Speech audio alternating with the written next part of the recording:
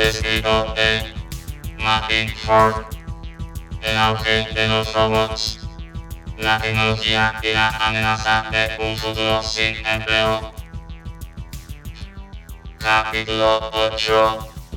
Consumidores, límites de crecimiento y crisis. Se cuenta con frecuencia que Henry Ford II y Walter Reuther, legendario líder del Sindicato de Trabajadores de la Industria de la Automoción, inspeccionaba recientemente una planta automatizada. De pronto, el director de la Ford bromeó: «Walter, ¿cómo harás para que estos robots paguen las cuotas sindicales?». A lo que Reuther contestó: «Henry, ¿cómo vas a hacer que compren tus coches?».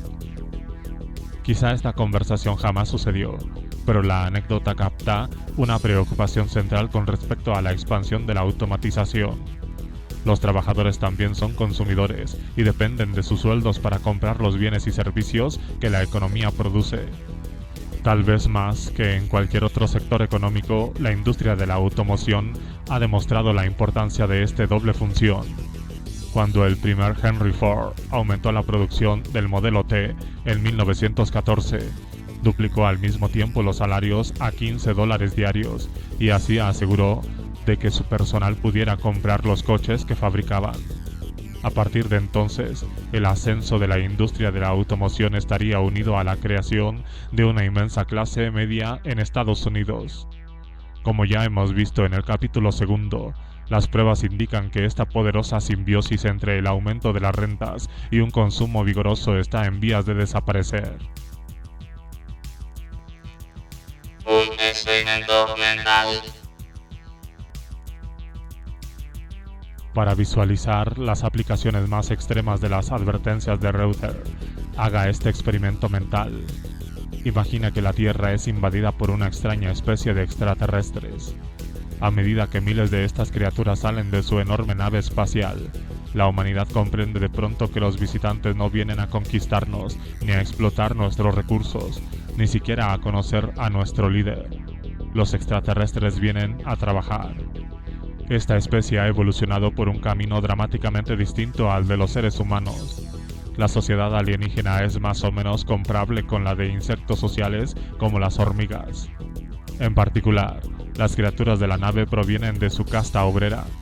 Cada sujeto es muy inteligente y capaz de aprender un lenguaje, resolver problemas e incluso mostrarse creativo. Sin embargo, a los alienígenas les mueve un único y urgente imperativo biológico. Tan solo les satisface llevar a cabo un trabajo útil. O sea, que a estos extraterrestres no les interesa el ocio, el entretenimiento ni la búsqueda de satisfacciones intelectual. No conciben que exista un hogar o espacio personal, ni propiedad, dinero o riqueza en manos privadas. Pueden dormir de pie en sus talleres. No les importa la comida, pues carecen de sentido del gusto. Se reproducen asexualmente y maduran en cuestión de meses. No se enamoran ni desean destacar como individuos. Ellos sirven a la colonia. Lo suyo es trabajar. Gradualmente, los alienígenas se integran en nuestra sociedad y en la economía.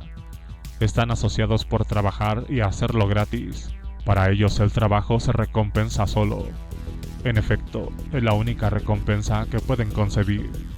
Así pues, el único coste que implica su contratación es proporcionarles agua y algún tipo de comida, y a partir de esto comienzan a reproducirse rápidamente. De pronto, empresas de todo tipo ponen a los extraterrestres en el desempeño de diversas funciones, empezando con las tareas más rutinarias y nimias. Pronto se muestran capaces de llevar a cabo actividades más complejas. Poco a poco, los alienígenas desplazan a los humanos. Inclusive aquellos empresarios que se resistían a emplearlos se percatan de que no pueden dejar de hacerlo, ya que sus competidores lo hacen. Así, entre los humanos, el desempleo empieza a extenderse implacablemente mientras los ingresos de los todavía empleados se estancan e incluso comienzan a descender conforme aumenta la competencia por los trabajos. Al cabo de meses y años se agotan las prestaciones por desempleo. El clamor en favor de que intervenga el gobierno no conduce a nada. En Estados Unidos, los demócratas exigen que se restrinja la contratación de alienígenas. Los republicanos ceden a la presión de los empresarios, bloquean estas iniciativas y señalan que los extraterrestres trabajan en todo el mundo y cualquier limitación a la capacidad de las empresas estadounidenses para contratar mano de obra alienígena pondría al país en una tremenda desventaja competitiva. Por consiguiente, al público le aterra el futuro cada vez más. Los mercados de consumo se polarizan mucho. Un puñado de personas, las que poseen empresas de éxito, han invertido mucho en ellas y ocupan puestos ejecutivos de alto nivel. Disfrutan de los crecimientos beneficiosos que genera esta situación. Las ventas de bienes y servicios de lujo se han disparado. Los demás viven en una economía muy limitada y a medida que cada vez hay más personas que pierden su trabajo o temen perderlo, la frugalidad se hace indispensable para sobrevivir. Sin embargo, pronto queda claro que el enorme incremento de los beneficios empresariales es insostenible y que se debe casi exclusivamente a recortes de personal. Los ingresos se mantienen estables y pronto empiezan a caer. Los alienígenas, desde luego, no compran nada. En cambio, los consumidores humanos se abstienen de comprar salvo lo esencial. Eventualmente quiebran muchas empresas que producen bienes y servicios que no son esenciales. Se agotan las líneas de crédito y los ahorros, y los dueños de casas ya no pueden pagar sus hipotecas, ni los inquilinos sus alquileres. Así, se disparan los índices de incumplimiento en el pago de los créditos hipotecarios, para empresas, para el consumo y para estudiar. Al mismo tiempo que se desploman los ingresos fiscales, aumenta enormemente la demanda de servicios sociales, lo que amenaza la solvencia del Estado. En efecto, ante una crisis financiera latente, hasta la élite financiera debe recortar su consumo. En vez de adquirir caros bolsos de mano o coches de lujo, pronto estarán más interesados en comprar oro. La invasión extraterrestre, según se observa, no ha sido algo tan buena después de todo. Las máquinas no compran. La parábola de la invasión alienígena es por supuesto extrema. Tal vez sería más práctico como trama de una película de ciencia ficción barata. Aún así, captura el sentido teórico de una progresión irreversible hacia la automatización, al menos ante la falta de políticas ideadas para adecuarse a la situación. Más sobre este tema en el capítulo 10. El principal mensaje de este libro es que el avance tecnológico seguirá amenazando los empleos industriales y de una amplia gama de habilidades. Si dicha tendencia se materializa, tendría importantes implicaciones en toda la economía. A medida que empleos e ingresos sean sustituidos y erradicados por la automatización, el grueso de los consumidores podría carecer eventualmente de los ingresos y el poder de compra necesario para impulsar la demanda, que es crucial para un crecimiento económico sostenido.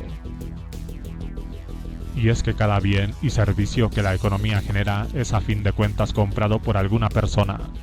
En términos económicos, demanda quiere decir una necesidad o deseo de obtener algo, apoyado por la capacidad y la disposición de pagar por ello. Son dos las entidades que crean demanda final de bienes y servicios, los individuos y los gobiernos. El consumo individual asciende a por lo menos 2/3 del PIB de Estados Unidos y aproximadamente al 60% o más en la mayoría de los países desarrollados. Por supuesto, la inmensa mayoría de los consumidores depende del empleo para casi todos sus ingresos. Los empleos representan el principal mecanismo mediante el cual se distribuye el poder adquisitivo en la sociedad. Claro que las empresas también compran cosas, pero esta no constituye su demanda final. Las empresas adquieren insumos con el propósito de producir nuevas mercancías, incluso pueden comprar cosas para producir bienes en el futuro. Sin embargo, si no hay demanda de lo que la empresa produce, ésta deberá cerrar y dejará de comprar insumos. Asimismo, una empresa puede vender a otras, pero al final de la cadena se encuentra una persona o un gobierno que compran aquello que desean o necesitan. El meollo del asunto es que el trabajador es también un consumidor, que puede a su vez apoyar a otros consumidores. Ellos impulsan la demanda final. Cuando se sustituye a un obrero por una máquina, Esta no sale a la tienda a comprar algo. La máquina bien puede utilizar energía y piezas de repuesto, así como requerir mantenimiento, pero, a fin de cuentas, representan compras de insumos, no demanda final. Para que una impresora consuma cartuchos de tinta, es necesario que un humano imprima hojas de papel con ella. Si nadie compra lo que la máquina produce, eventualmente tendrá que ser desconectada. Un robot industrial en una planta de automoción no tiene nada que hacer si nadie compra los coches que han montado. De tal modo que si la automatización elimina una parte sustancial de empleos de los que dependen los consumidores para abastecerse de bienes necesarios, o si los sueldos se reducen tanto en pocas personas pueden contar con ingresos superiores al mínimo indispensable para sobrevivir, entonces es difícil ver cómo puede prosperar una moderna economía de mercado. Casi todas las industrias en las que se sustenta nuestra economía, automovilística, servicios financieros, electrodomésticos, telecomunicaciones, servicios sanitarios, etc., están orientadas hacia mercados compuestos por millones de consumidores potenciales. Los mercados están impulsados no solo por el dinero que circula, sino también por la demanda por unidad. Un solo millonario puede comprar un bello automóvil y tal vez hasta una docena, pero no comprará miles de ellos. Lo mismo vale para los teléfonos móviles, los ordenadores personales, las cenas en restaurantes, las suscripciones a televisión de pago, las hipotecas, la pasta dentrífica, las revisiones dentales o cualesquiera otros bienes y servicios imaginables. En una economía de mercado, la distribución del poder adquisitivo entre los consumidores es muy importante. Una concentración extrema de las rentas en muy pocos consumidores potenciales a la larga amenazará la viabilidad del mercado que respalda dichas industrias. Desigualdad y gastos de consumo. Las pruebas que hay hasta el momento. En 1992, el 5% de los hogares con mayores rentas representaba el 27% del gasto total de consumo en Estados Unidos. Para 2012, esta proporción había aumentado al 38%. En el transcurso de esos 20 años, en cambio, el consumo atribuido al 80% de los hogares con rentas más bajas descendió del 47 al 39%. Ya para 2005, la tendencia hacia una concentración creciente de los ingresos y los gastos era tan obvia e implacable que un equipo de analistas financieros de Citigroup escribió una serie de memorandos dirigidos exclusivamente a sus clientes más ricos. Ellos argumentaron que Estados Unidos fue evolucionando hacia una plutomanía, es decir, un sistema económico cuyo crecimiento es impulsado principalmente por una élite mínima y próspera que consume una creciente fracción de todo lo que la economía produce. Entre otros temas, los memorandos aconsejaban a los acaudalados inversores que se abstuvieran de comprar acciones de empresas dedicadas a satisfacer la demanda de la clase media estadounidense en proceso de veloz disolución y que mejor se concentraran en proveedores de bienes y servicios de lujo dirigidos a los consumidores más pudientes. Los datos que demuestran que desde hace décadas la economía estadounidense marcha hacia una concentración del ingreso son indiscutibles. Aún así, albergan una paradoja fundamental. Desde hace mucho, los economistas han comprendido que los ricos gastan una menor proporción de sus ingresos que quienes pertenecen a la clase media y, especialmente, que los pobres. Los hogares con menores ingresos no pueden hacer otra cosa que gastar casi todo lo que ganan, en tanto que, por el contrario, los muy ricos no pueden gastar esa misma proporción aunque quisieran. La implicación más clara es que, a medida que las rentas se concentran entre unos pocos millonarios, podemos esperar un consumo general menos vigoroso. Esta minoría ínfima, que está absorbiendo una proporción cada vez mayor de la renta nacional, simplemente no podrá gastárselo todo, y ello debería ser obvio cuando se observan los datos económicos. Sin embargo, la realidad histórica es muy distinta. Entre 1972 y 2007, el gasto promedio en proporción a la renta disponible aumentó de aproximadamente el 85% a más del 93%. Durante la mayor parte de ese periodo, el consumo no solo fue el principal componente del PIB de Estados Unidos, era el de mayor ritmo de crecimiento.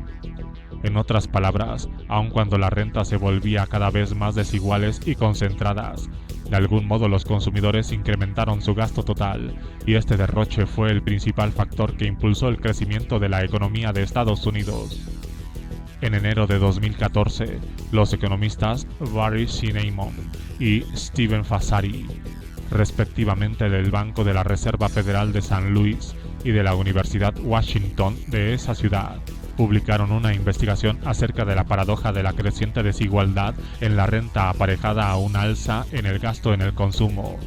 Su principal conclusión fue que por décadas la tendencia alcista en el consumo se debió principalmente al endeudamiento creciente del 95% de los consumidores con menores ingresos.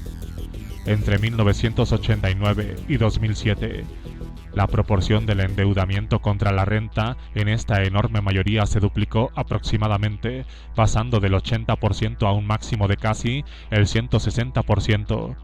Por el contrario, en el grupo del 5% más rico, la proporción se sostuvo en el 60%.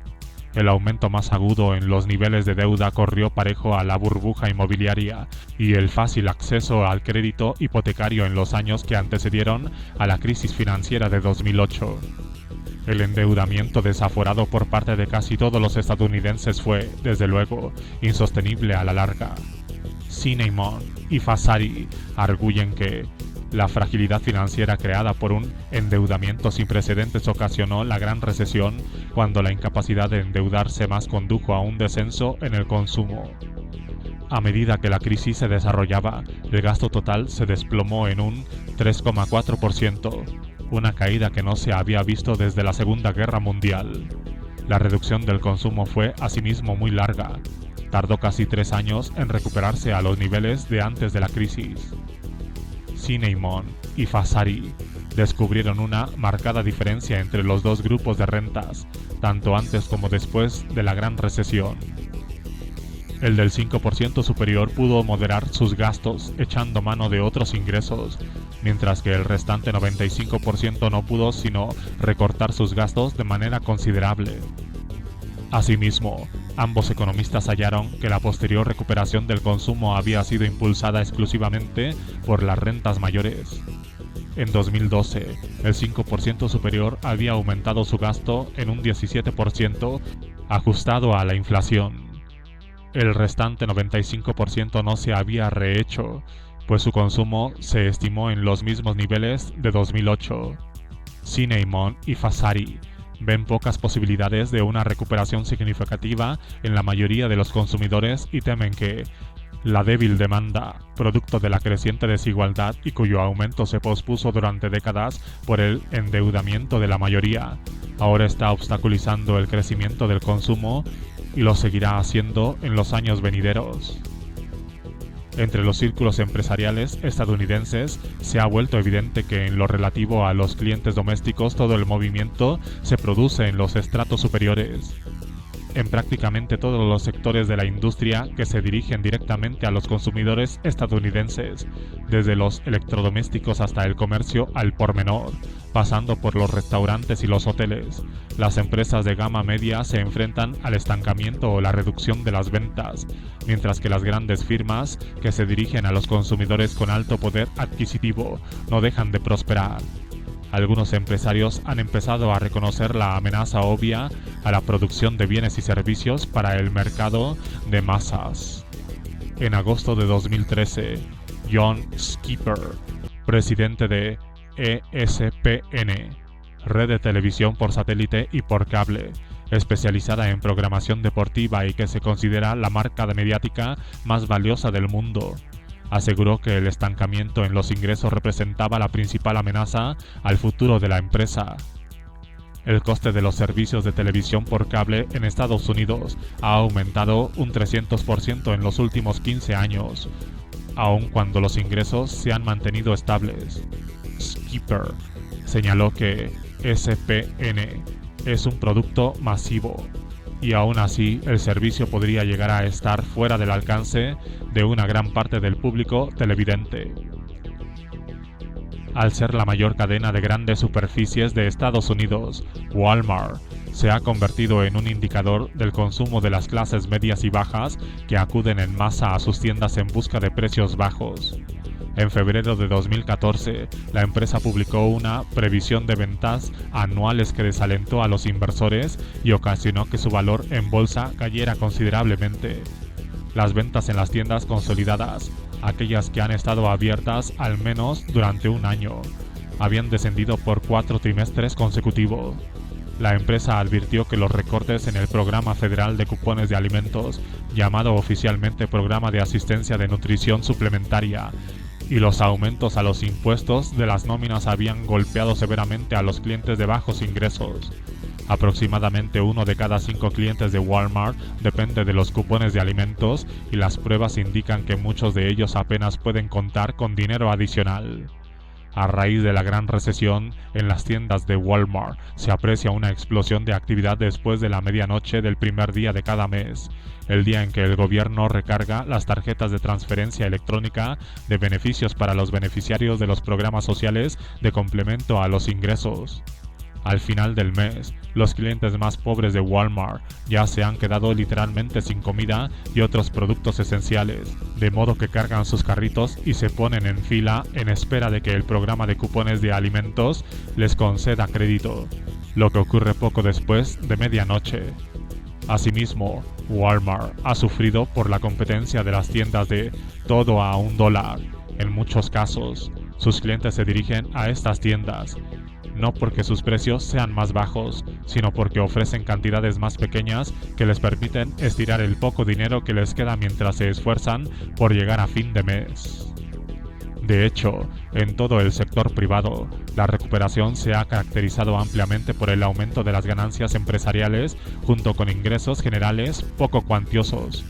Las empresas han conseguido altos grados de rentabilidad, pero lo han logrado mediante recortes en las nóminas, no por medio de un incremento en las ventas de los bienes y servicios que proporcionan. Esto no debería sorprendernos. Tan solo obsérvense las figuras 2.3 y 2.4 del capítulo 2. Las ganancias corporativas en proporción al PIB alcanzaron niveles sin precedentes incluso cuando la proporción de los ingresos laborales en la renta nacional se había desplomado a niveles históricos. A mi juicio, esto sugiere que muchísimos consumidores estadounidenses apenas puedan comprar los bienes y servicios que las empresas producen. La figura 8.1, que muestra cómo los ingresos de las empresas estadounidenses se recuperaron velozmente y se han distanciado de las ventas al por menor a lo largo de este periodo, permite comprender mejor esta situación. Tómese en consideración que, como ya hemos visto, la recuperación del gasto ha sido impulsada totalmente por los consumidores en la cúspide de la pirámide social.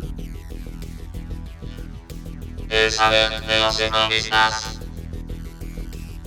Pese a las palabras que indican que un gran porcentaje de consumidores estadounidenses carecen de ingresos para crear una demanda adecuada de los bienes y servicios que produce la economía, no hay un acuerdo entre los economistas de que la desigualdad de las rentas esté obstaculizando sustancialmente el crecimiento económico.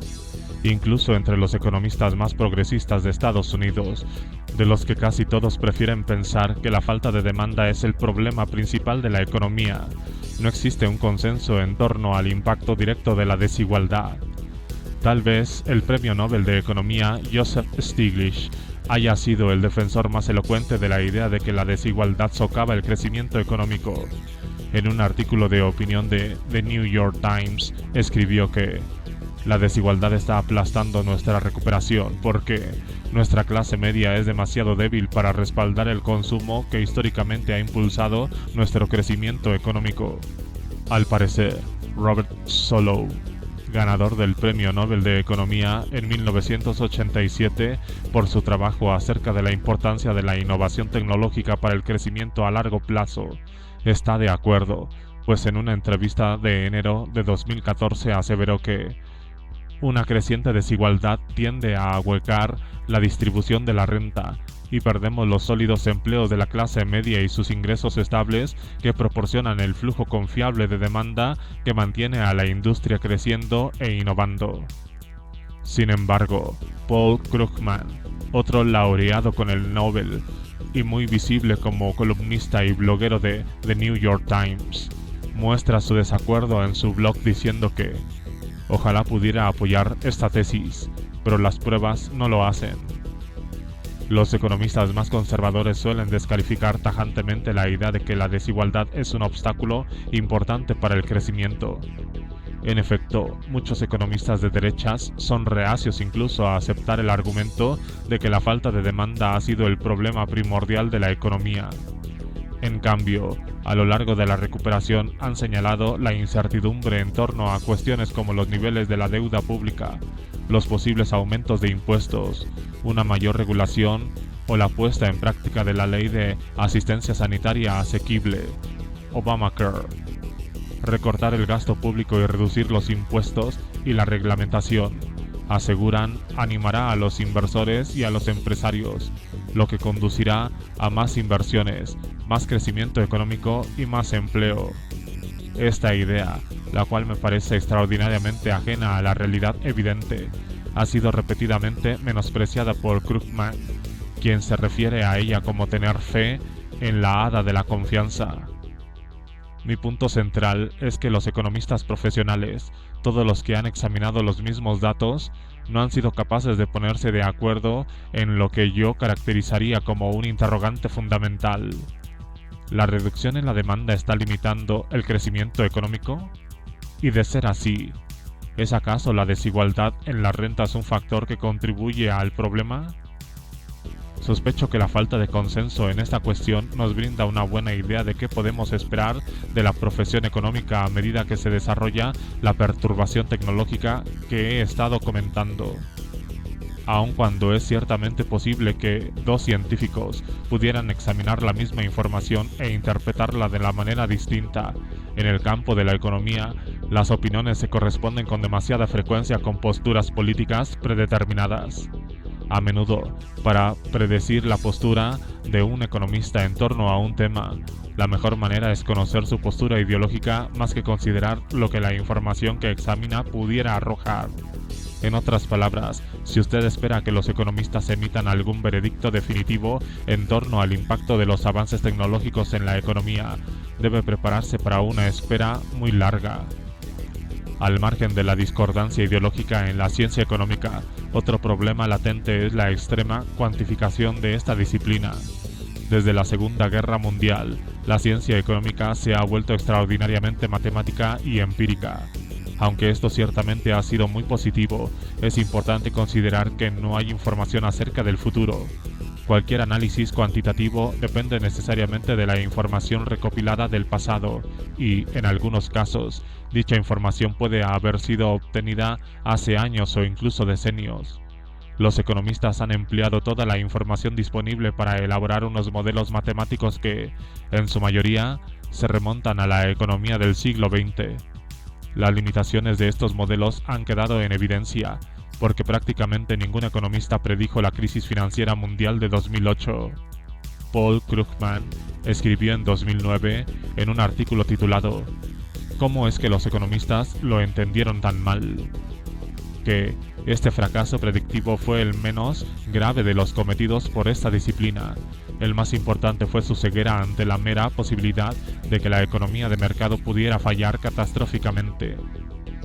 Pienso que hay buenas razones para preocuparse por un fracaso semejante de los modelos matemáticos a medida que el avance exponencial de la tecnología de la información siga perturbando la economía. A esto hay que agregar que muchos de estos modelos parten de supuestos simplistas y a veces absurdos en torno al modo como los consumidores, los trabajadores y las empresas se comportan e interactúan. John Maynard Keynes lo expresó mejor hace 80 años en La teoría general del empleo, el interés y el dinero, el libro que acaso fundó la ciencia económica como una disciplina moderna. Una proporción demasiado grande de la reciente ciencia económica matemática es una mera fabricación tan imprecisa como los supuestos iniciales en los que descansa, y permite al autor perder de vista las complejidades e interdependencias del mundo real en un laberinto de símbolos inútiles y pretenciosos. Complejidad. Efectos de la retroalimentación, conducta de los consumidores y ¿dónde está esa productividad tan al alza? La economía es un sistema enormemente complejo, repleto de miríadas de elementos interdependientes y ciclos de retroalimentación. Si se cambia una variable, diversos efectos se extenderán por todo el sistema, algunos de los cuales podrían mitigar o contrarrestar el cambio inicial. En efecto, probablemente esta propensión de la economía a moderarse mediante efectos de la retroalimentación sea una razón importante por la cual el debate en torno al efecto del avance tecnológico en la creación de desigualdad se ha mantenido vigente. Los economistas escépticos acerca del impacto de la tecnología y la automatización a menudo señalan el hecho de que el ascenso de los robots no es evidente en los datos sobre productividad, en especial a corto plazo. Por ejemplo, en el último trimestre de 2013, en Estados Unidos la productividad cayó a una tasa anual de tan solo el 1,8% comparada con el 3,5% del trimestre anterior. Hay que recordar que la productividad se mide dividiendo la producción de la economía por el número de horas trabajadas. Así, si el software y las máquinas están sustituyendo efectivamente a la mano de obra humana, cabría esperar que el número de horas trabajadas cayera de manera estrepitosa y que, en cambio, la productividad se elevara por las nubes. El problema de este supuesto es que en la economía real las cosas no son tan sencillas. La productividad no mide lo que una empresa podría producir por hora, sino lo que ésta efectivamente produce. En otras palabras, la productividad se ve influenciada directamente por la demanda. Después de todo, la producción representa el número de la ecuación de la productividad. Esto es especialmente importante si se toma en cuenta que la mayor parte de la economía de los países desarrollados se compone de empresas de servicios. Si bien una firma manufacturera que afronta una demanda débil puede continuar fabricando sus productos para luego mantenerlos en el almacén o en sus canales de distribución, una empresa de servicios no puede hacer esto. En el sector servicios, la producción responde inmediatamente a la demanda, y cuando una empresa sufre una demanda débil de sus productos, muy posiblemente sufrirá al mismo tiempo una menor productividad, a menos que recorte de inmediato el personal o reduzca la jornada laboral lo suficiente como para que los números cuadren. Imagine que es el dueño de un pequeño negocio que brinda servicios de análisis a grandes empresas. Cuenta con 10 empleados a jornada completa.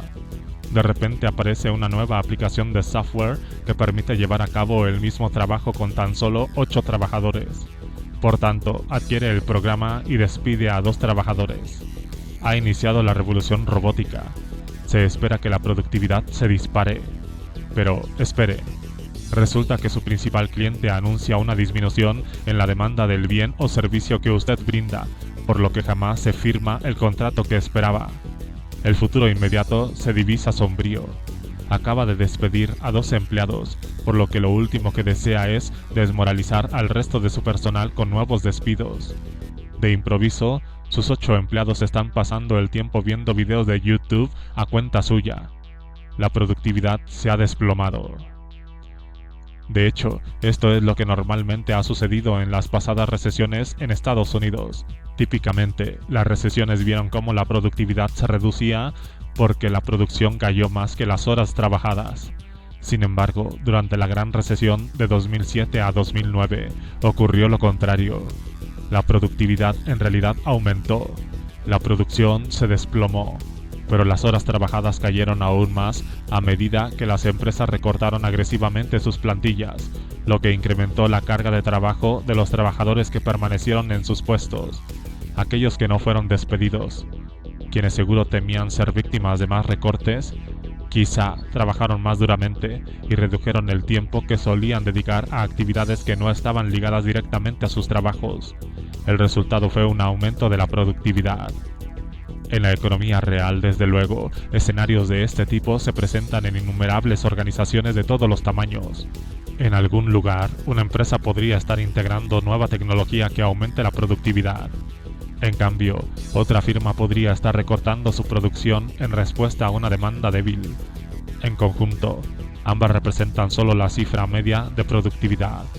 El punto es que, al igual que la productividad, Las estadísticas económicas a corto plazo pueden variar y mostrarse algo incoherentes. Con todo, a largo plazo esta tendencia se podrá observar con mayor claridad. En efecto, hay que recordar que la productividad ha aventajado a los salarios desde inicios de los años 70. El impacto de una demanda débil sobre la productividad representa tan solo un ejemplo de la clase de efectos de la retroalimentación que operan en la economía. Hay muchos otros y pueden actuar en ambas direcciones. Por ejemplo, una demanda algo débil puede asimismo retardar el desarrollo y la adopción de nueva tecnología. Cuando las empresas toman decisiones de inversión, consideran tanto el entorno económico actual como el previsto. Cuando las perspectivas son malas o los beneficios caen, la inversión en investigación y desarrollo o en capital suele reducirse, por lo que el desarrollo tecnológico subsiguiente puede ser más lento. Otro ejemplo implica la relación entre la tecnología que ahorra trabajo y los salarios de los trabajadores relativamente poco cualificados. Si los avances tecnológicos u otro factor ocasionan que los salarios se estanquen o se reduzcan, entonces desde el punto de vista de la generación, la mano de obra humana podría volverse más atractiva que las máquinas, al menos por un tiempo. Considérese la industria de la comida rápida. Ya especulé que este sector estaría listo para transformarse a raíz de la producción de la tecnología robótica, pero esto sugiere una pregunta básica. ¿Por qué esa industria no se ha automatizado más? Después de todo, cocinar tacos y hamburguesas no parece tan complicado como la manufactura de precisión. La respuesta reside en parte en que la tecnología ya ha impactado dramáticamente en ese sector, aun cuando las máquinas no han reemplazado por completo a los trabajadores humanos a gran escala. La tecnología requiere de trabajadores cada vez menos cualificados que son intercambiables. Los trabajadores de la industria de la comida rápida están integrados en un proceso de cadena de montaje automática que demanda muy poco entretenimiento. Por ello, esta industria puede tolerar altas tasas de rotación y a trabajadores con bajísima cualificación. Esto ha dado como resultado que dichos empleos estén en la categoría del salario mínimo. En Estados Unidos, el salario mínimo ha descendido en términos reales más del 12% desde finales de los años 60. Eric Schlosser, en su libro Fast Food Nation, publicado en 2001, relataba cómo McDonald's ya experimentaba con tecnología muy avanzada en los años 90, en talleres de Colorado Springs. Robots expendedores de refrescos seleccionaban vasos de papel, los llenaban con hielo y con refrescos, en tanto las patatas se freían automáticamente y un avanzado programa de ordenador prácticamente dirigía la cocina. Que no todas estas innovaciones fueran introducidas en los restaurantes de McDonald's, ¿acaso tuvo algo que ver con que los sueldos del personal se han mantenido muy bajos? No obstante, esta situación podría no continuar indefinidamente. Eventualmente, la tecnología se desarrollará hasta el punto de que los bajos salarios ya no competirán con los beneficios potenciales de la automatización.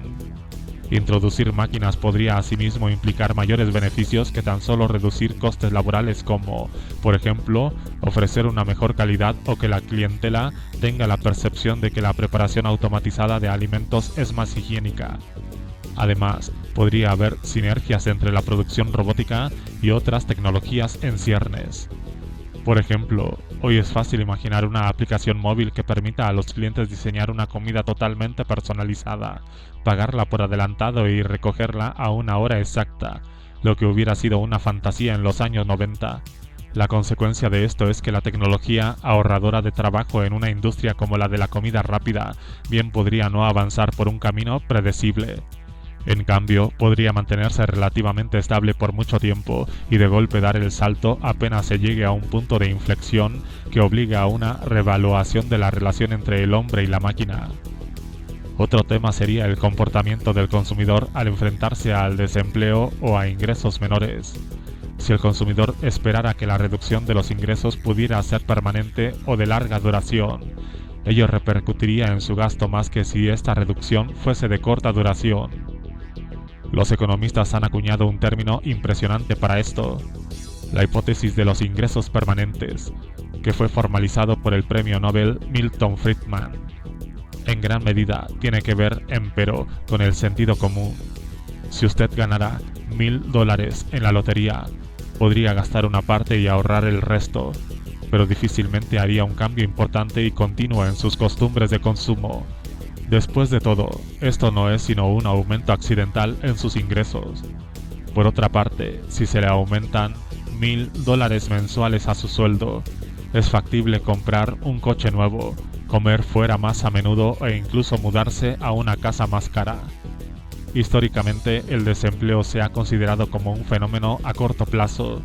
Si alguien pierde el empleo, pero se siente confiado de hallar otro a un sueldo similar en poco tiempo, podría simplemente mantener el mismo nivel de gasto viviendo de los ahorros o usando la tarjeta de crédito. Durante la posguerra, era común que las empresas despidieran trabajadores por algunas semanas para luego recontratarlos apenas la situación mejoraba. Obviamente, esto ya es muy diferente. A raíz de la crisis de 2008, la tasa de desempleo a largo plazo se disparó a niveles sin precedentes y sigue estando a niveles históricamente altos. Inclusive aquellos trabajadores que lograron hallar un nuevo empleo a menudo debieron aceptar un puesto peor pagado. Los consumidores desde luego tienen esto en cuenta, por tanto es válido especular con que está cambiando la percepción de lo que significa estar desempleado. En la medida en que las personas empiezan a ver el desempleo como una situación de largo plazo e incluso permanente, se engrandece aparentemente el impacto de la pérdida del empleo en la forma en cómo se gasta. En otras palabras, la historia no necesariamente predice el futuro. A medida que las implicaciones de la tecnología se vuelvan evidentes para los consumidores, estos podrían decidir recortar sus gastos de una manera más agresiva que nunca. La complejidad de la economía del mundo real es de muchas maneras similar a la del sistema climático, el cual a su vez se caracteriza por una red casi impenetrable de efectos de retroalimentación y de interdependencia. Los climatólogos nos dicen que a medida que aumenta la cantidad de dióxido de carbono en la atmósfera, podemos esperar un aumento constante de las temperaturas. En cambio, las temperaturas avanzan caóticamente en una tendencia ascendente, medida por periodos de estancamiento y muy posiblemente años o lapsos aún más largos relativamente más fríos. Podemos también esperar un incremento de tormentas y otros hechos climáticos extremos. Un fenómeno algo semejante podría acaecer en la economía si la riqueza y la renta se concentran cada vez más y una creciente proporción de consumidores se enfrentarán a una gran pérdida de poder adquisitivo. Medidas como la productividad o la tasa de desempleo no avanzarán de manera constante y bien podrían aumentar la posibilidad de una crisis financiera. A los climatólogos asimismo les preocupan los puntos de inflexión. Por ejemplo, un riesgo podría ser que las temperaturas crecientes causaran que se derritiera la tundra del Ártico, liberando enormes cantidades de carbono, lo que a su vez aceleraría el calentamiento global. Igualmente, es posible que en el futuro rápidas innovaciones tecnológicas puedan alterar las expectativas de los consumidores acerca de la posibilidad y la duración del desempleo, lo que ocasionaría que recortaran sus gastos de manera agresiva. Si ello sucediera, es fácil entender cómo esto podría precipitar una espiral económica descendente que afectaría incluso a aquellos trabajadores cuyos empleos no estuvieran amenazados directamente por la disrupción tecnológica. Es posible el crecimiento económico si la desigualdad se dispara. Como hemos visto, en Estados Unidos el gasto en consumo ha seguido creciendo incluso a pesar de que se ha ido concentrando cada vez más. Actualmente, el 5% de los hogares con mayores ingresos le corresponde casi el 40% del consumo total. La verdadera cuestión es si dicha tendencia puede sostenerse en los años venideros a medida que la tecnología de la información continúe su aceleración imparable. Aunque ese 5% tiene ingresos muy altos, la inmensa mayoría de estas personas dependen muchísimo de sus empleos. Incluso en estos hogares acomodados, la renta se concentra en un grado increíble. El número de hogares realmente ricos, aquellos que pueden sobrevivir y seguir gastando mucho tan solo en la relación a su riqueza acumulada, es bastante menor. En el primer año de la recuperación de la Gran Recesión, el 95% del crecimiento de la renta se ubicó en el 1% de las personas más ricas.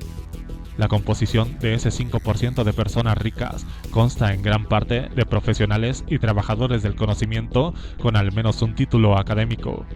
Como ya hemos visto, sin embargo, muchas de esas profesiones muy cualificadas están en el punto de mira de los avances tecnológicos. La automatización por software podría eliminar algunas profesiones por completo. En otros casos, los empleos podrían perder su especialización, por lo que los sueldos podrían descender. La deslocalización y la transición a una gestión basada en macrodatos que a menudo requieren de menos analistas y cuadros intermedios se presenta como otras amenazas latentes para muchos trabajadores. Aparte de que impactan directamente en los hogares de renta elevada, estas tendencias podrían dificultar a los trabajadores más jóvenes ascender a posiciones de alto nivel. En resumidas cuentas, ese 5% está destinado a asemejarse a un microcosmos del mercado laboral y está en riesgo de degenerar. A medida que avanza la tecnología, el número de hogares estadounidenses con suficientes ingresos y confianza en el futuro como para gastar a espuertas podría seguir bajando. El riesgo crece porque muchos hogares ricos son probablemente más frágiles de lo que su renta hace suponer.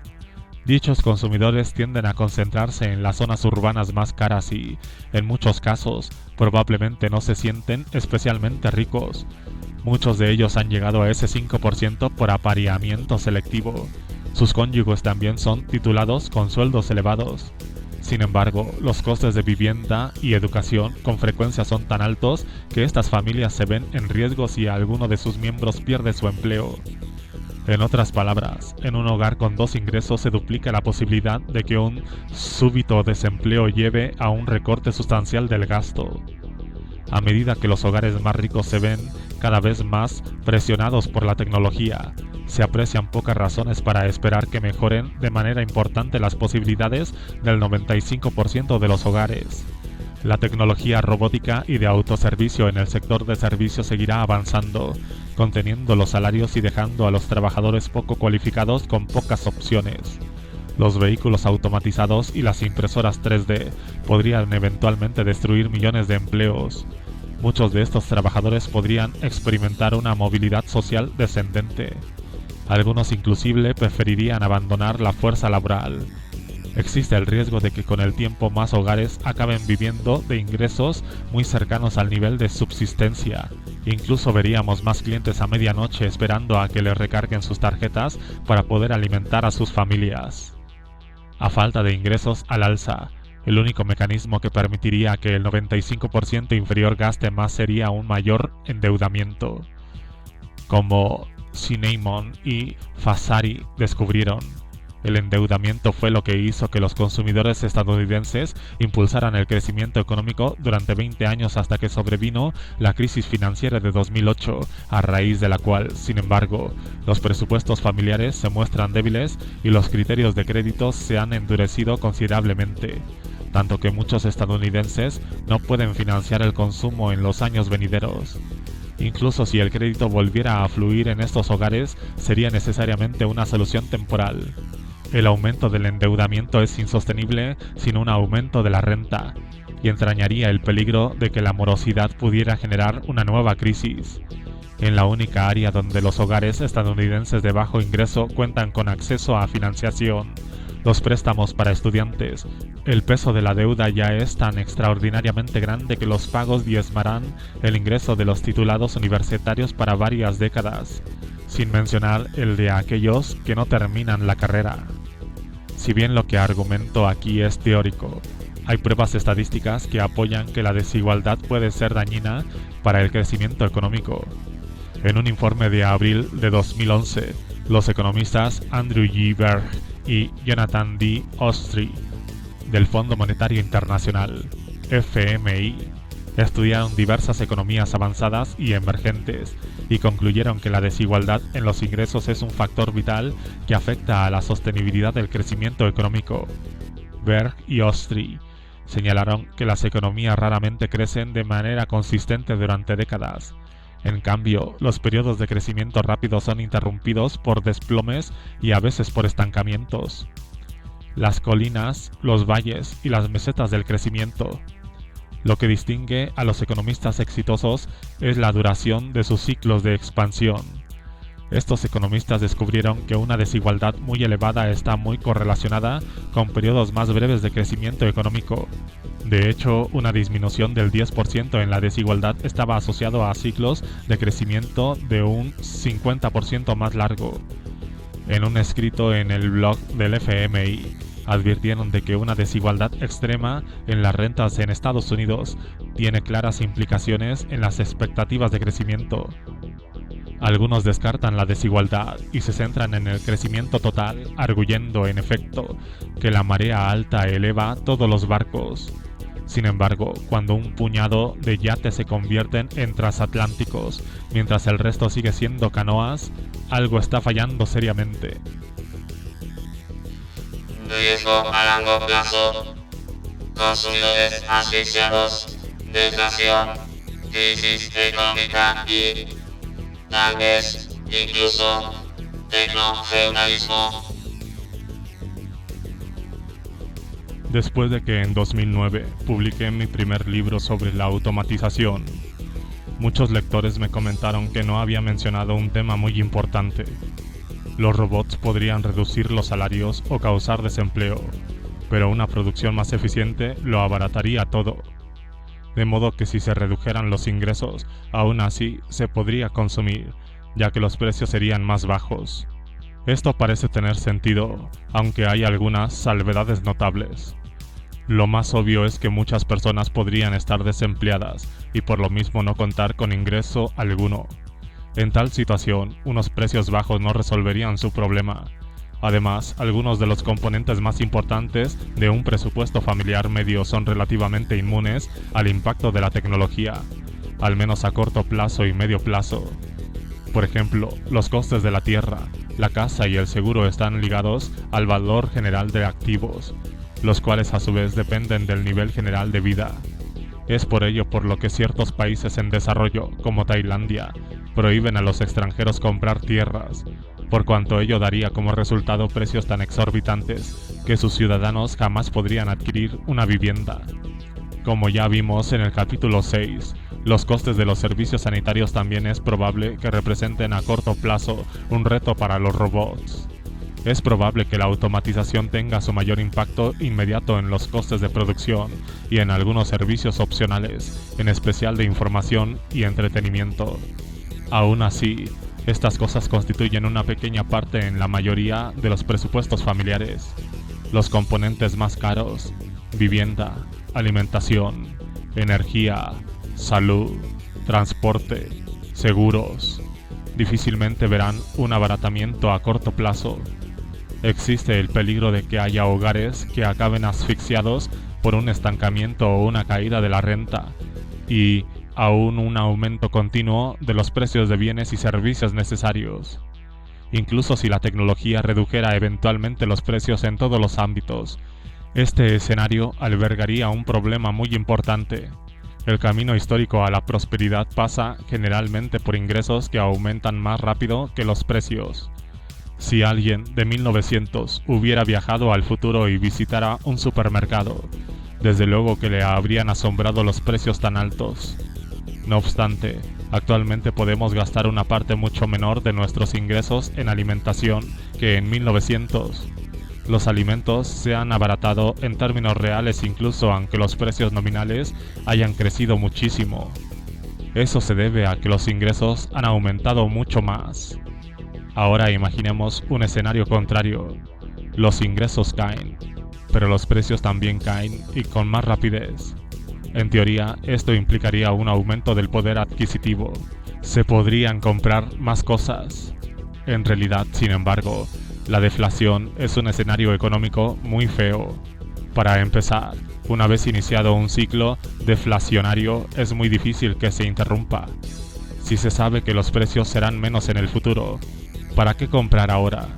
Los consumidores, por ello, posponen sus compras, pues esperan unos precios más bajos, y ello a su vez obliga a nuevas reducciones de precios al tiempo que también se reduce la producción de bienes y servicios. Otro problema es que, en la práctica, A los patronos frecuentemente les es difícil reducir los salarios y optan por despedir trabajadores. De ahí que la deflación se asocie típicamente a un desempleo galopante y, otra vez, esto conduce eventualmente a tener muchos consumidores sin ingresos. El tercer gran problema es que la deflación hace que la deuda sea ingobernable. En una economía deflacionaria, los ingresos pueden desplomarse, siempre que usted tenga la suerte de contar con algunos, y lo mismo puede suceder con el valor de su vivienda o el mercado de valores. Sin embargo, los plazos para pagar el coche o para devolver la hipoteca o el préstamo de los estudios no se reducirán. Las deudas tienen un valor fijo, por lo que, a medida que descienden los ingresos, los deudores se van asfixiando y tienen cada vez menos dinero para gastar. Asimismo, los gobiernos experimentan problemas por el descenso de sus ingresos fiscales. Si la situación continuara, eventualmente los índices de morosidad se dispararían y estallaría una crisis bancaria. La deflación en realidad no es algo deseable. La historia sugiere que lo ideal sería una inflación muy moderada en la cual los ingresos crecerían más rápido que los precios, de modo que con el tiempo los bienes se volverían accesibles. Cualquiera de ambos escenarios, hogares asfixiados por unos costes al alza y unos ingresos estancados por una fuerte deflación, podría desatar eventualmente una severa recesión a medida que los consumidores recorten sus gastos. Como he sugerido, existe el riesgo de que el cambio tecnológico pueda cambiar fundamentalmente los hábitos de consumo debido a que más y más personas temerán racionalmente la posibilidad de desempleo a largo plazo o incluso de una jubilación anticipada forzosa. En tal caso, las políticas fiscales a corto plazo que los gobiernos suelen aplicar para combatir una recesión, como los incrementos en el gasto público o las devoluciones a los contribuyentes, podrían ser poco efectivas, pues su intención suele ser estimular la demanda para provocar una recuperación que conduzca a un incremento en el empleo. Sin embargo, si las innovaciones en automatización permiten a las empresas cumplir con esta demanda sin contratar a muchos trabajadores, entonces el impacto en el desempleo podría ser decepcionante. Si los bancos centrales aplicaran medidas monetarias, se presentaría el mismo problema. Se imprimiría más dinero, pero si no aumentaran las contrataciones, los consumidores no podrían tener más poder adquisitivo. En suma, las políticas económicas convencionales muy poco pueden hacer para abordar directamente los temores de los consumidores respecto a no contar con unos ingresos sostenidos a largo plazo. Existe asimismo el riesgo de una nueva crisis bancaria y financiera a medida que los hogares sean incapaces de pagar sus deudas. Incluso una pequeña cantidad de impagos puede ejercer mucha presión sobre el sistema bancario. La crisis financiera de 2008 se inició cuando los titulares de préstamos de alto riesgo empezaron a dejar de pagarlos en masa en 2007. Aun cuando el número de los préstamos de alto riesgo aumentó entre 2000 y 2007, en su momento de auge representaban tan solo aproximadamente el 13,5% de las nuevas hipotecas concedidas en Estados Unidos. El impacto de estos impagos fue, por supuesto, ampliado dramáticamente porque los bancos usaron complejos derivados financieros. Dicho riesgo no se ha eliminado. En un informe de 2014, redactado por una coalición de reguladores bancarios de Estados Unidos y de otros 9 países desarrollados, se advirtió que, a 5 años de las crisis, las grandes empresas han progresado muy poco en reducir los riesgos de los derivados y el proceso ha sido desigual e insatisfactorio en general. En otras palabras, es muy real el peligro de que incluso un aumento localizado en la morosidad de créditos pueda desatar otra crisis global. El escenario a largo plazo más aterrador sería que el sistema económico global eventualmente se adaptara a esta nueva realidad. En un proceso perverso de creación destructiva, las industrias que abastecen al mercado masivo y actualmente impulsan nuestra economía serían sustituidas por nuevas industrias que producirían bienes y servicios de alto valor destinados exclusivamente a los muy ricos. La gran mayoría de la humanidad sería efectivamente privada de sus derechos. La movilidad económica sería inexistente. La plutocracia viviría aislada en comunidades amuralladas o en ciudades selectas, acaso resguardadas por robots y aviones militares no tripulados. En otras palabras, veríamos el retorno a algo similar al sistema feudal que predominó en la Edad Media, con una importante diferencia. Los siervos de la gleba medievales eran esenciales para el sistema porque proporcionaban la mano de obra agrícola. En un mundo futurista gobernado por el feudalismo automatizado, los campesinos serían mayormente superfluos.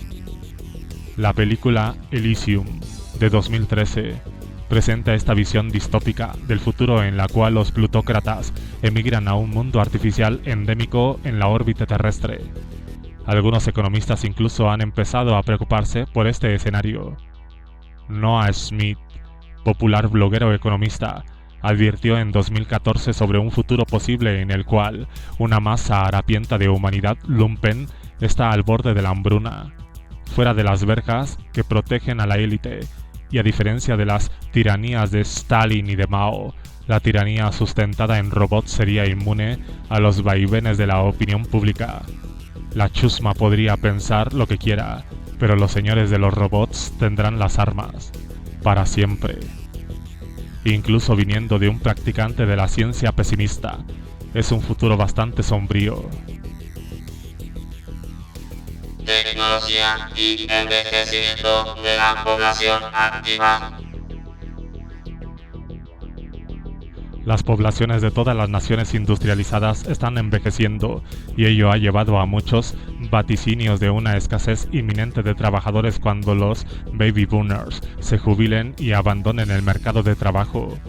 En un informe de 2010, Barry Bluestone y Mark Melnick, de la Northeastern University, predijeron que para 2018 habría por lo menos 5 millones de puestos de trabajo sin cubrir en Estados Unidos como consecuencia directa de una mano de obra que envejece, y que entre el 30 y el 40% de todas las plazas adicionales previstas para el sector social, que para los autores abarcan áreas como la sanidad, la educación, los servicios a la comunidad, las artes y el gobierno, podrían estar vacantes a menos que los trabajadores ancianos se desempeñen en ellas como carreras adicionales.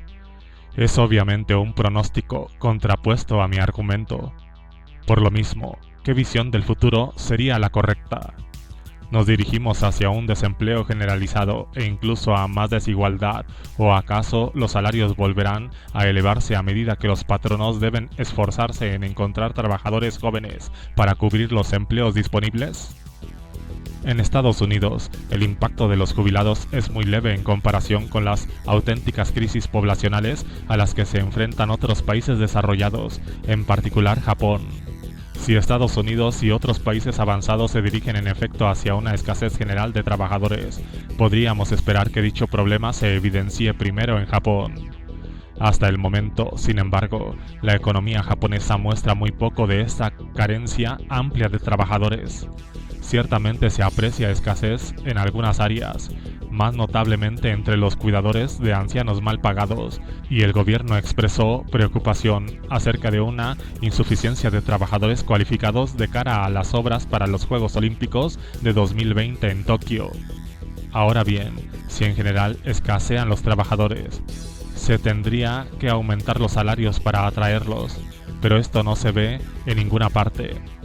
Desde su crisis inmobiliaria y del mercado de valores de 1990, Japón ha experimentado 20 años de estancamiento e incluso deflación.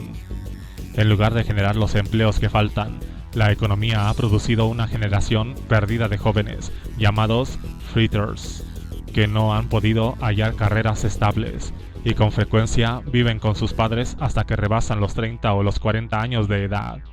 En febrero de 2014, el gobierno japonés anunció que los salarios de 2013 habían descendido un 1% en términos reales, igualando un mínimo de 16 años como ocurrió después de la crisis financiera de 2008. La carencia generalizada de trabajadores es aún más difícil de localizar en otras partes del mundo. Para enero de 2014, los índices de desempleo juvenil en Italia y España, dos de los países europeos con mayor envejecimiento poblacional, se hallaban a niveles catastróficos. El 42% en Italia y un increíble 58% en España. Aun cuando estas extraordinarias cifras son, desde luego, resultado directo de la crisis financiera, Solo queda pensar cuánto habrá que esperar antes de que la prometida escasez de trabajadores comience a reducir mínimamente el desempleo entre los trabajadores más jóvenes. Pienso que una de las lecciones más importantes que debemos aprender de Japón es que los trabajadores también son consumidores. A medida que envejecen, los individuos abandonan la fuerza laboral, pero asimismo consumen menos y sus gastos se dirigen cada vez más hacia el cuidado de la salud. Así, mientras decrece el número de trabajadores, la demanda de bienes y servicios se reduce al mismo tiempo, y esto quiere decir menos empleo. En otras palabras, el impacto de los jubilados puede ser nimio, y a medida que los ancianos reducen su gasto de acuerdo con sus ingresos decrecientes, ello podría representar otra poderosa razón para cuestionar si el crecimiento económico es sostenible.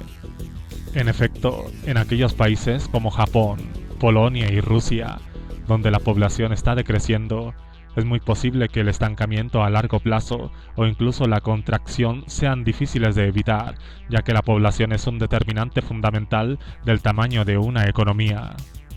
Inclusive en Estados Unidos, donde la población sigue creciendo, la situación poblacional bien podría reducir el gasto en el consumo. La transición de las pensiones tradicionales a planes de ahorro para la jubilación ha dejado a muchos hogares estadounidenses en una situación muy vulnerable de cara a la jubilación. En un análisis publicado en febrero de 2014, James Poterba, economista del MIT, descubrió que el 50% de los jubilados estadounidenses de 65 a 69 años de edad tienen ahorros de menos de $5,000.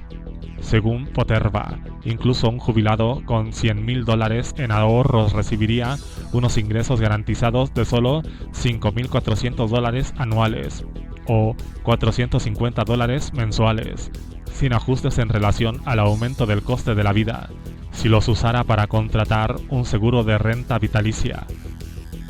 En otras palabras, es probable que muchos estadounidenses acaben dependiendo de la seguridad social.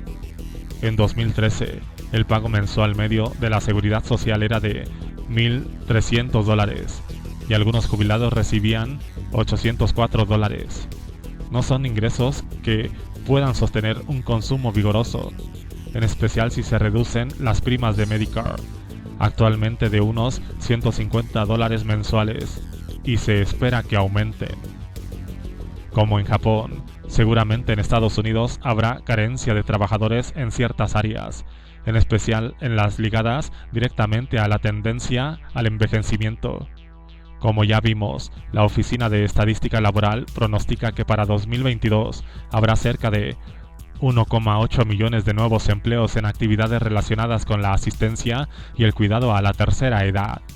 No obstante, si se compara dicha cifra con la que se menciona en la investigación de 2013 por Carl Benedict Frey y Michelle A. Osborne de la Universidad de Oxford, quienes sugieren que el 47% de los empleos totales del mercado laboral estadounidense, aproximadamente 64 millones, podrían automatizarse en quizá una década o dos.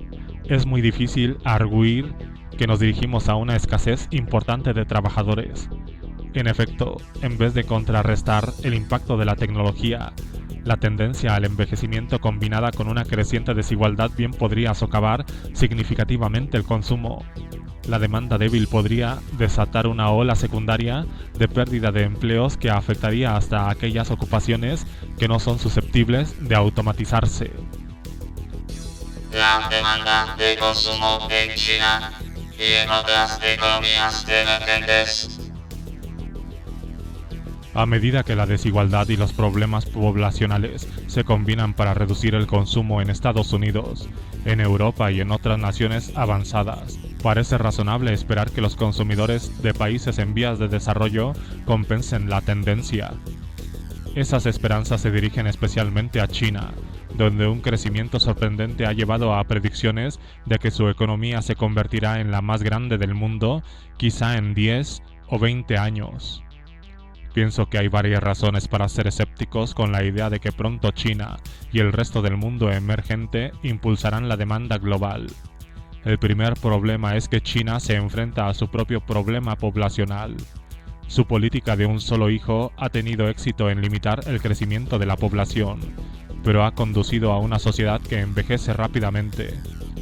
Para 2030 habrá más de 200 millones de ancianos en China, aproximadamente el doble de los que había en 2010. Para 2050, más de un cuarto de la población del país tendrá más de 65 años y más de 90 millones rebasarán los 80 años. El ascenso del capitalismo en China desembocó en el fin de la política del bol de arroz de hierro, por medio de la cual las industrias estatales ofrecían pensiones.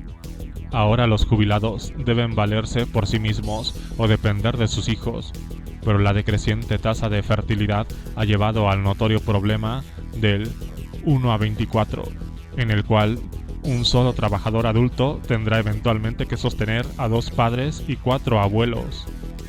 La inexistencia de una red de seguridad social para los ancianos es probablemente un factor importante de la altísima tasa de ahorro de China, la cual se estima en un 40%.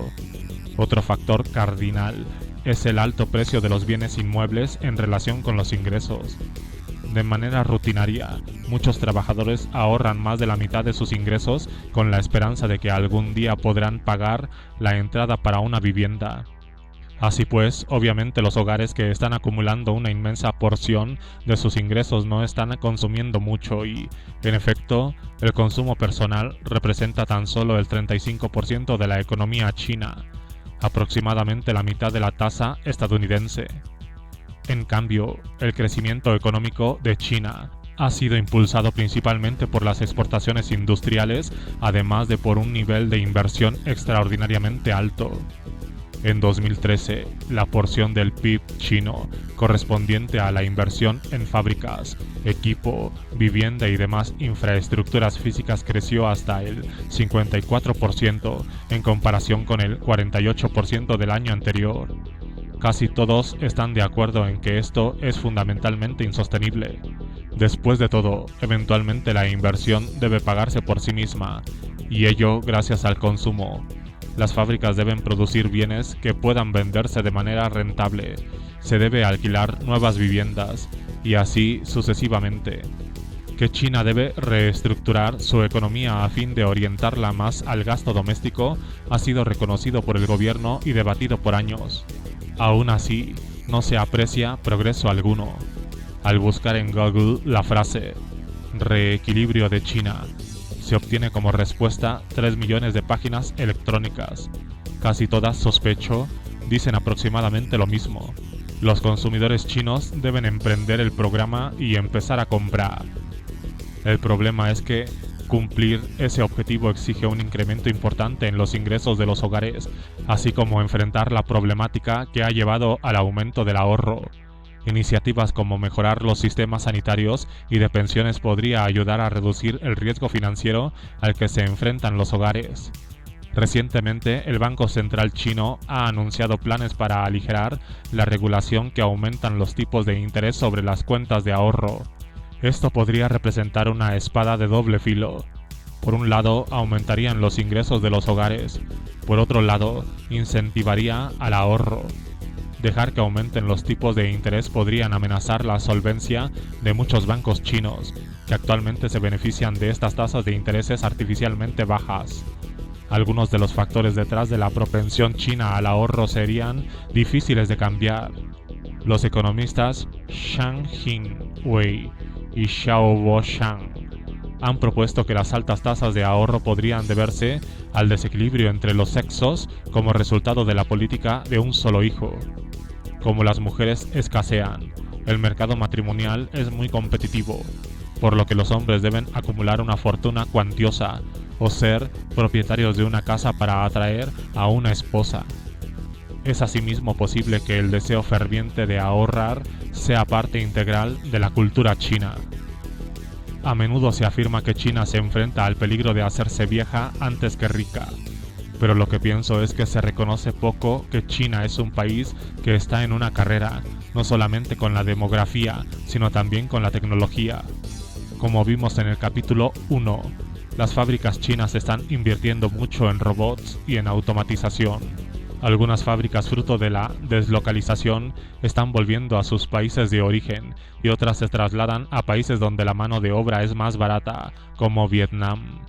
Si volvemos a observar la figura 2.8 del capítulo 2, queda claro que los avances tecnológicos desembocarán en 60 años de colapso del empleo en la manufactura estadounidense. China seguirá inevitablemente el mismo camino y es muy posible que este declive en el empleo fabril pueda resultar más veloz que en Estados Unidos. Mientras que la automatización en las fábricas estadounidenses progresó al mismo ritmo que la invención de nuevas tecnologías, el sector manufacturero chino puede, en muchos casos, simplemente importar tecnología de vanguardia. Para realizar esta transición sin aumentar el desempleo, China tendría que emplear una creciente porción de su mano de obra en el sector de servicios.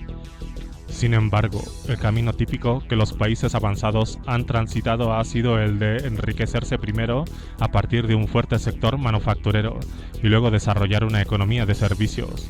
A medida que aumentan los ingresos, los hogares gastan una mayor proporción de estos en servicios, lo que ayuda a crear empleos fuera del sector fabril. Estados Unidos tuvo el lujo de construir una sólida clase media durante la era dorada que siguió a la Segunda Guerra Mundial, cuando la tecnología progresaba velozmente, pero aún así estuvo lejos de sustituir totalmente su mano de obra por máquinas. China afronta el mismo reto en esta era robótica, cuando las máquinas y el software amenazarán crecientemente los empleos, tanto en el sector industrial como en el de servicios. Incluso si China logra reequilibrar su economía inclinándose hacia el consumo doméstico, sería optimista esperar que sus mercados de consumo estén abiertos a las empresas extranjeras. En Estados Unidos, la élite empresarial y financiera se han beneficiado enormemente de la globalización. El sector políticamente más influyente de la sociedad está muy incentivado para mantener el flujo de las importaciones. En China la situación es muy distinta. La élite de ese país está aliada con el gobierno y su principal preocupación es mantener al régimen en el poder. La amenaza de desempleo y descontento social masivos es quizás su mayor temor. Hay pocas dudas de que optarán por aplicar políticas abiertamente proteccionistas si se enfrentan a dicha posibilidad.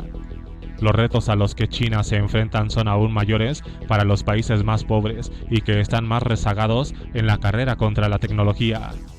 A medida que las fábricas, incluso en las áreas más dependientes de mano de obra humana, comiencen a automatizarse, el camino histórico a la prosperidad podría evaporarse en dichos países. Según un estudio, entre 1995 y 2002, aproximadamente 22 millones de empleos fabriles desaparecieron en todo el mundo. Durante el mismo periodo de 7 años, la producción manufacturera aumentó un 30%. No está claro cómo los países más pobres de Asia y África lograrán aumentar sustancialmente sus posibilidades en un mundo que ya no necesita millones de trabajadores en bajo coste. A medida que los avances tecnológicos siguen impulsando la desigualdad en las rentas y en el consumo, eventualmente socavará la demanda amplia y dinámica que es crucial para una prosperidad continua. Los mercados de consumo desempeñan un papel fundamental no solamente para apoyar la actividad económica presente, sino también para impulsar el proceso de innovación. Aun cuando los individuos o los equipos generan nuevas ideas, son finalmente los mercados de consumo los que incentivan la innovación. Asimismo, los consumidores determinan qué ideas nuevas tienen éxito y cuáles fracasan.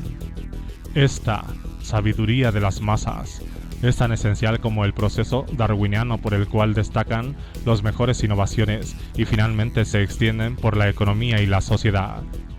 Aunque comúnmente se cree que la inversión de las empresas se centra en el futuro a largo plazo y es mayormente independiente del consumo actual, los datos históricos señalan que esto es un mito. En prácticamente todas las recesiones en Estados Unidos desde los años 40, la inversión se ha desplomado enormemente. Las decisiones de inversión de las empresas están muy influidas tanto por el entorno económico actual como por las expectativas a corto plazo. En otras palabras, una baja demanda hoy podría robarnos la prosperidad futura. En un entorno difícil para los consumidores, muchas empresas podrían centrarse en recortar gastos en vez de pensar en expandir sus mercados.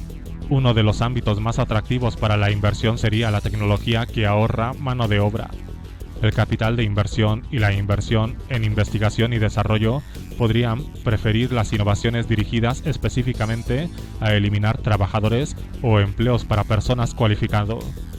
En algún momento podríamos acabar teniendo un exceso de robots en busca de empleo pero menos innovación que mejore nuestra calidad de vida. Las tendencias que he examinado en este capítulo se basan en lo que describo como una perspectiva realista e incluso conservadora de cómo la tecnología podría progresar. Sin duda alguna, aquellas ocupaciones que principalmente implican la ejecución de tareas rutinarias y predecibles muy posiblemente estarán automatizadas en los próximos 10 años. A medida que estas tecnologías mejoren, el impacto recaerá en más y más puestos de trabajo.